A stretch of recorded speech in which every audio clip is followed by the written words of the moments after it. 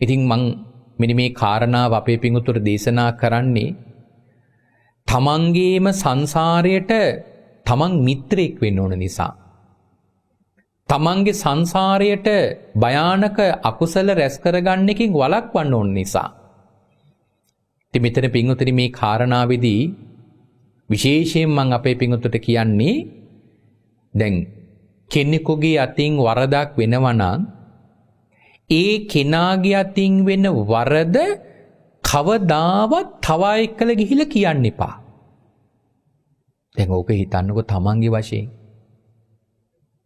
හිතලා බලන්න පින්වතුනි ඔන තමන්ගේ වරදක් තමන්ගේ අතින් වෙච්ච අඩුපාඩුවක් තවත් කෙනෙක් එක්ක ගිහිල්ලා තව කෙනෙක් කිව්වොති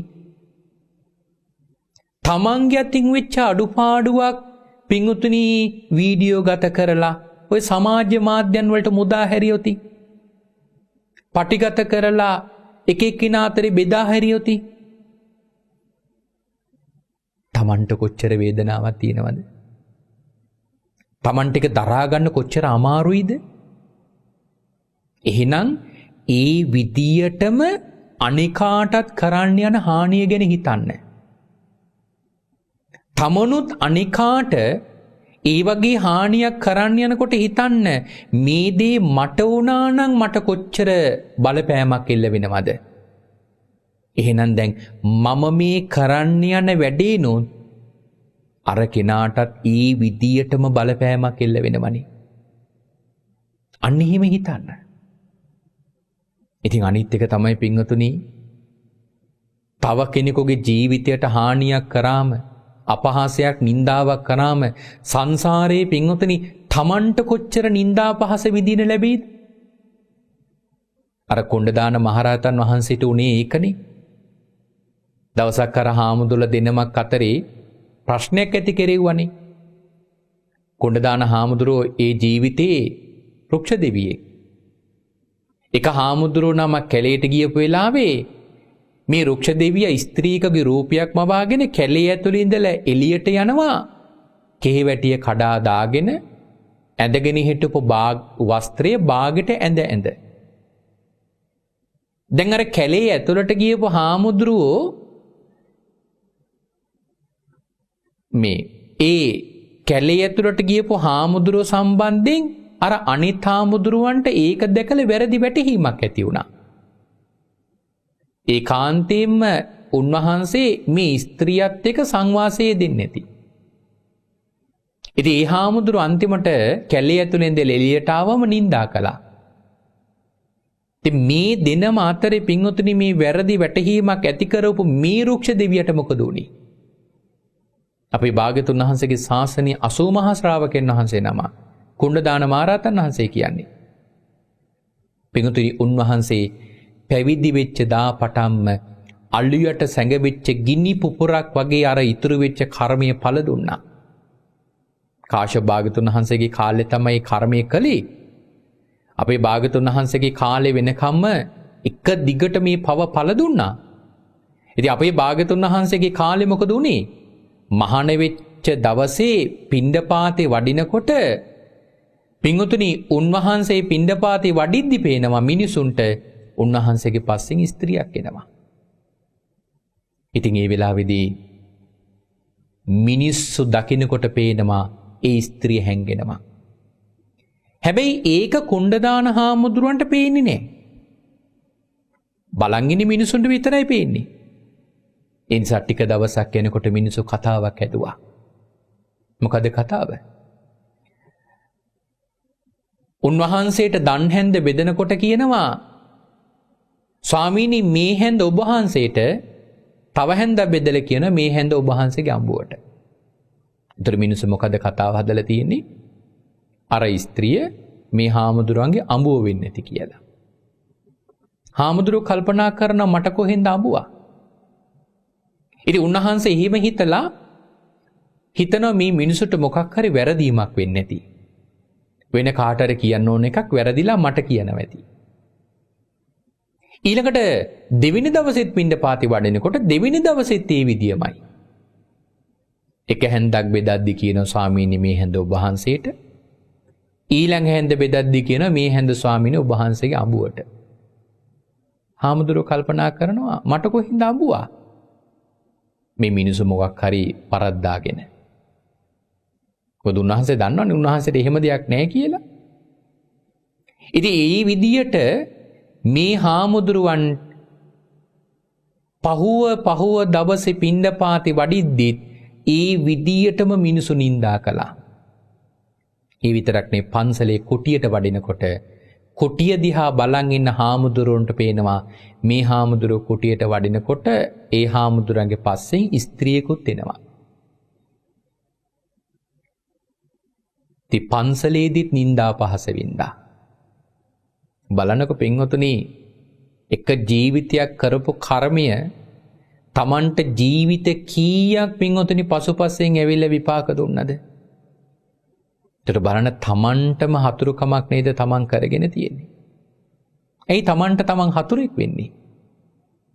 ඉතින් බලන්න ඒ වගේ පින්පුරපු උත්තමයෙකුටත් නිନ୍ଦා අපහාස කරන කර්මය ඔහොම පළ දුන්නා නම් පින්වතුනි කවදාවත් කාටවත් නින්දාවක් අපහාසයක් වෙන වචනයක්වත් පින්වතුනි ඔය මුවින් පිට කරන්න එපා.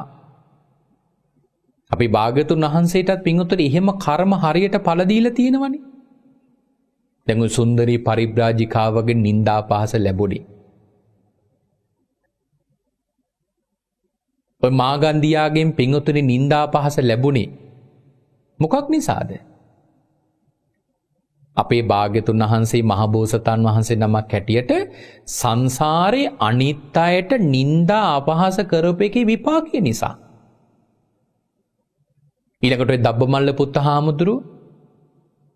දබ්බමල්ල පුත්ත හාමුදුරුවෝ මේ අර භික්ෂුණියක්ව දූෂණය කරා කියලා නින්දාවක් ලැබුවනේ. ඉතින් උන්වහන්සේට නින්දාවල් අහන්න ලැබුණේ මොකක් නිසාද? විපස්සී භාග්‍යවතුන් වහන්සේගේ ශාසනයේ පැවිදි වෙලා හිටපු හාමුදුරුවෝ නමකට අභූතින් ওই වගේ චෝදනාවක් කරා. නින්දාවක් කළා. ඉතින් බලන්න ඒ කරපු කර්මයේ තමයි මේ රහත් වෙන ආත්ම භාවයේ පළ දුන්නේ.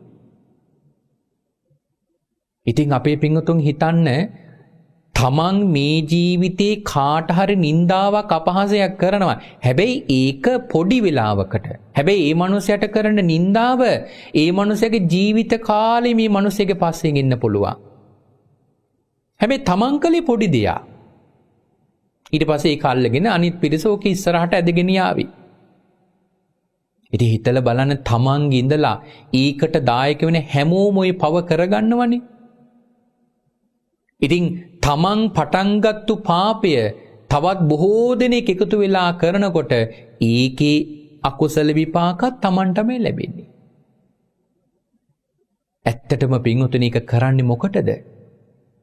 ඒක කරන්නේ තමන්ටම පින්වතුනි තියෙන මේ කෙලෙස් තණ්හාවකටනේ. තමන්ගේ තණ්හාවකට ඒ පව කරන්නේ. හැබැයි තමන්ගේ සසරට කොච්චර බලපානවද කියලා බලන්නකෝ. ඒ නිසා කවදාවත් කාගේවත් ජීවිතයකට අහිතවත් වෙන වචනයක් ඔය මුවින් පිට කරන්න එපා. හැම වෙලේම පින්වතුනි අනිකා ගැන ಗುಣ කතා කරන්න පුරුදු වෙන්නකෝ. ඉතින් අපේ ජීවිතයේ තියෙන ලොකුම අඩුපාඩුවනේ ඒක. අපි බලන්න පින්වතුනි මේ ඒ සංසාරේ අකුසලයට මේ හිත කොච්චර පුරුදු පුහුණු කරලා ඉන්නවද කියලා කියනවා නම් අපි මිනිසුන්ගේ දුරුගුණ කතා කරන තරමටම පින්වතුනි මිනිසුගේ ගුණධර්ම කතා කරනවද? නෑ. ගුණයක් කතා කරන්න අවස්ථාවක් ලැබෙනවා. ගුණ කතාවක් කරන්න ඉඩක් ලැබෙනවා. ඒ වෙලාවට දන්න ගුණ ටිකවත් කියනවද බලන්නකෝ. හැබැයි පින්වතුනි මේ අබ ඇටයක් තරම් දුරුගුණ නම් හරියට පින්වතුනි පොල් ගෙඩි තරමටම විශාල කරලා කියනවා. කොස් ගෙඩි තරමට විශාල කරලා අපි කියනවා. අපි බලන්නකෝ අපි කොච්චර දුරුගුණ තියන අයද? අපි සසරට පින්වතුනි කොච්චර අනර්ථයක් කරගන්නවද?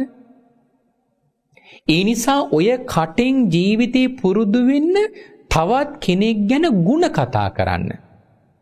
හොඳම කියන්න කෙනෙක්ගේ ළඟ පින්වතුනි දුරුගුණ තියෙනවා වෙන්න පුළුවන්.